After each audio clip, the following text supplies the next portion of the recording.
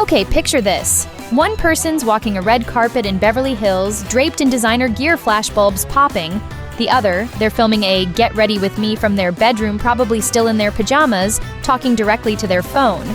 One is backed by $1 billion movie studio with a PR team crafting every word.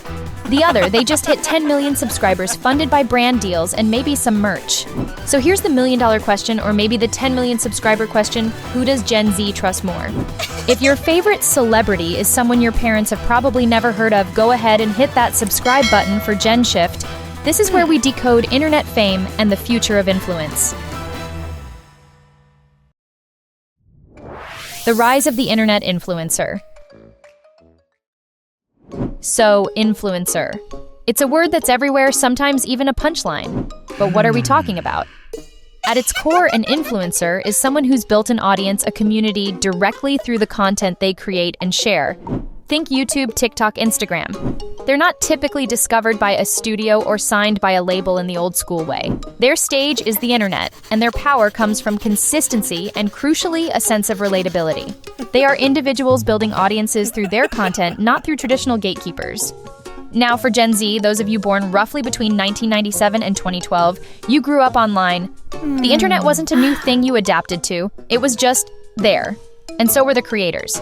For many of you, the relationship you have with your favorite YouTuber or TikToker can feel incredibly personal, almost like a friendship. This is what social scientists call a parasocial connection. A parasocial connection is a one-sided relationship where you invest emotional energy and time into a media figure like an influencer who realistically doesn't know you personally. They share their thoughts, their daily life, and their struggles, and it feels like you know them. It's an illusion of intimacy, but it's a powerful one. They might do a day in the life, a GRWM, that's get ready with me, for anyone not in the loop, or just chat to their camera, and it feels like they're talking directly to you. This sense of closeness is particularly potent for a generation that in some cases feels more comfortable expressing themselves online than in person. About a third of Gen Zers say this is true for them. These digital bonds can offer a real sense of community and validation, becoming a significant part of their social landscape. Think about creators like Mr. Beast with his insane challenges and philanthropy, or Emma Chamberlain, who pioneered the relatable lo-fi vlogging style that feels like FaceTiming a friend. Or Bretman Rock's unapologetic confidence, or Charli D'Amelio dancing her way to mega fame from her bedroom. The common thread? They often feel more like friends, or at least cool older siblings, than distant, untouchable idols. And that's key. Gen Z tends to trust creators who show the behind the scenes, the unpolished moments, rather than those who seem to live on a pedestal. It's about authenticity, or at least the perception of it. This demand for authenticity isn't just a casual preference. It's arguably a well-honed skill, a way to navigate a world saturated with marketing messages and carefully curated online images. Growing up immersed in this digital environment, Gen Z has become pretty sharp at spotting what feels fake. A study even found that 54% of Gen Z customers are more likely to stick with brands that show behind-the-scenes content. And a whopping 80% of Gen Z in one report said they trust recommendations from influencers who present real, authentic experiences. They value transparency. 91% of Gen Z are drawn to brands that seem genuine. This expectation for the real is pushing creators towards more vulnerable, less polished content, which in turn challenges older, more curated media aesthetics and normalizes imperfection. So does this translate into measurable trust? You bet. While numbers vary across studies, the trend is clear. For instance, one report stated that Gen Z is 2.2 times more likely to trust a brand that collaborates with creators they already follow. That's 57% than one that uses celebrity endorsements, only 26%. Another found 60% of YouTube subscribers would follow purchase advice from their favorite YouTuber over a traditional celebrity.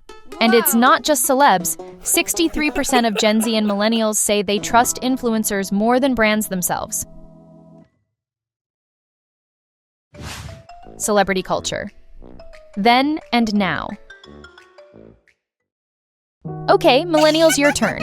If you were born roughly between 1981 and 1996, your formative years of celebrity culture looked pretty different. We're talking about a pre-social media dominance era, or at least its very early days. Your A-listers were figures like Angelina Jolie, Beyoncé, Brad Pitt, and Leonardo DiCaprio. You got your celebrity news from magazines like Teen People YM or Tiger Beat, and TV shows like TRL or E! News. These celebrities were often distant, glamorous, and heavily media-trained. Access was gate-kept. Trust, if you could call it that, often came from the sheer power of their brand, their ubiquity, the studio backing them, or the perceived quality of their work, not necessarily from a sense of personal connection or raw authenticity. Think about it, a movie star did an interview, and it was probably for a major magazine or a late-night talk show carefully managed. Fast forward to today. Millennials are online and engaging with social media, and many of you do follow influencers. Statistics show that about 50% of millennials follow social media influencers. But perhaps there's a different layer of engagement, maybe a bit more caution, or a different set of expectations compared to Gen Z who grew up with influencers as the norm. Some data suggests that while 36% of millennials find influencer recommendations more trustworthy than traditional ads, they might still lean on established names or a mix of sources more often than their younger counterparts. Having witnessed both the era of distant stars and the explosion of accessible creators, millennials might be developing a kind of hybrid trust model cross-referencing influencer claims with other sources or trusting influencers for niche interests while still valuing traditional endorsements for other areas. Let's imagine a scenario. Picture a Gen Z teen, let's call her Maya. She's scrolling TikTok and sees her favorite beauty YouTuber, maybe someone with 500K followers, do a get ready with me using a new indie brand's foundation. The YouTuber talks about how it feels, shows the application, and shares a discount code. Maya, trusting this creator she watches daily, buys it. After all, 32% of Gen Z make purchases based on influencer recommendations. Now picture Maya's millennial mom, Sarah.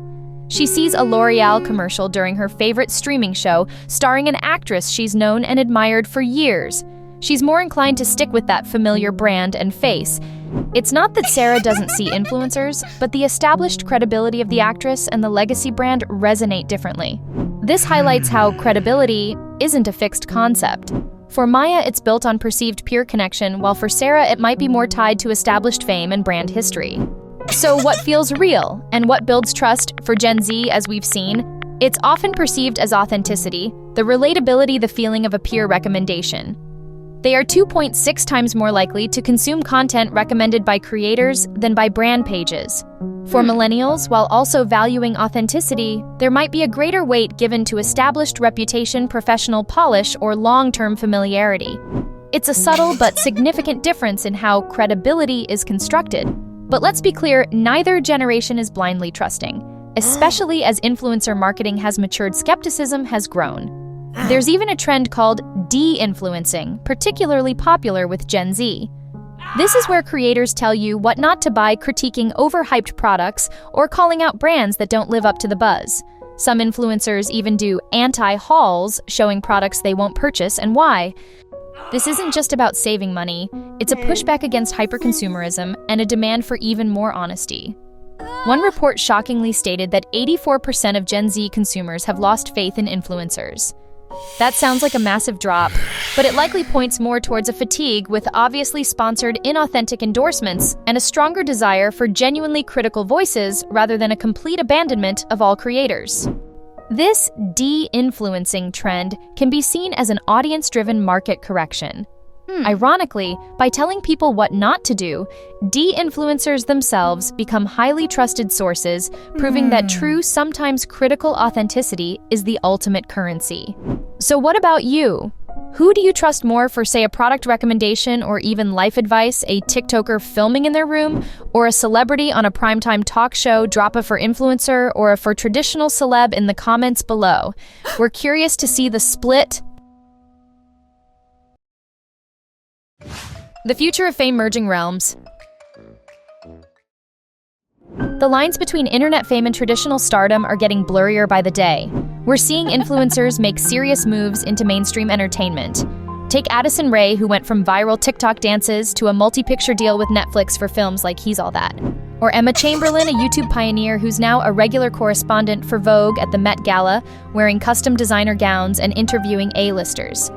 These creators are leveraging their digital success into traditional media power. And it's not a one-way street. Traditional celebrities are also jumping onto platforms like TikTok, trying to connect with younger audiences in a more direct, unfiltered way. Will Smith, for example, has a massive TikTok presence with over 74 million followers sharing comedic and behind-the-scenes content.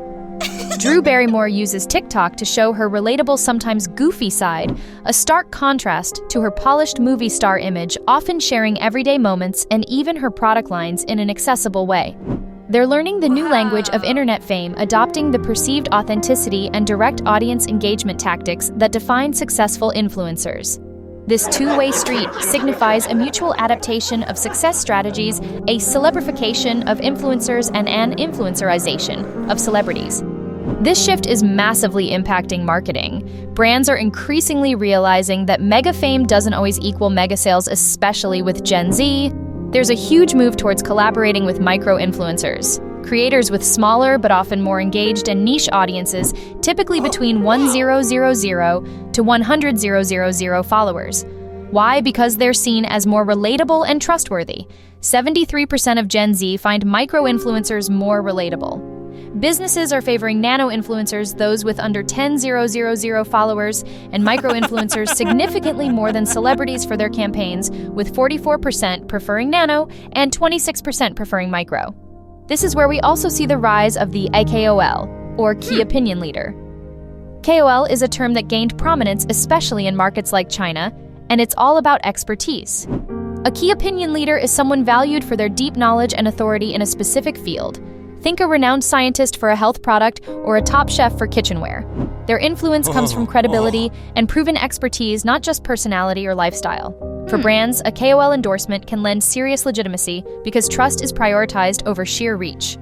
This signals a maturation beyond purely lifestyle influence, suggesting a growing market for expertise-driven content that could impact fields like education, finance, and health, appealing to audiences seeking credible information over aspiration.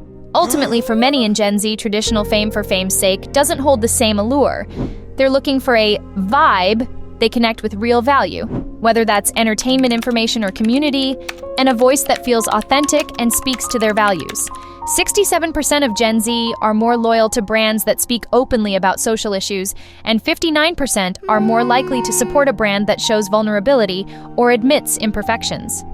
So, will influencers completely replace Hollywood? Probably not. It's looking more like a merger or perhaps a coexistence where both realms influence each other, creating a new hybrid form of celebrity. Traditional media still has the resources for large-scale productions, while influencers bring that niche expertise and relatability. But there's another twist: AI influencers.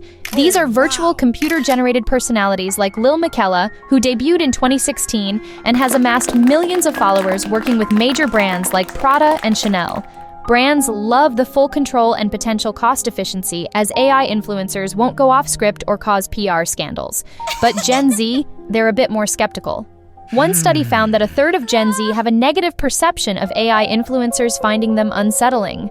And there are ethical concerns too, with 43.8% of marketing professionals worried about their impact, questioning transparency and the blurring lines between reality and fiction. It raises the question, can an algorithm truly build trust, or will these AI personas primarily serve as highly controllable brand mascots?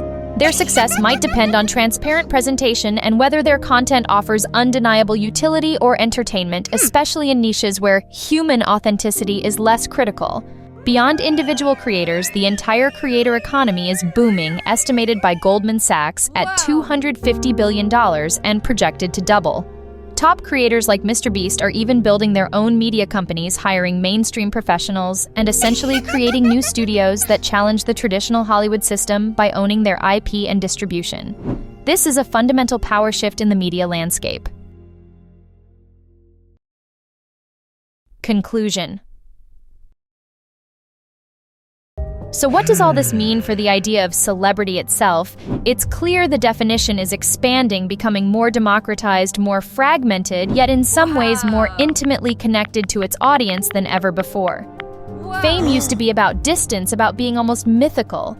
Now, for a huge chunk of the population, particularly Gen Z, fame is increasingly about connection, relatability, and a sense of shared experience or values. Whether you're captivated by a Marvel superhero on the big screen or a Minecraft streamer building worlds on YouTube, what seems to matter most isn't the size of the stage or the budget of the production. It's the voice. It's the ability to connect, to resonate, to make someone feel seen, heard, or understood.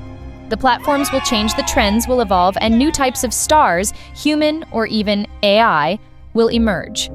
But that fundamental human need for connection through storytelling in whatever form it takes is likely here to stay.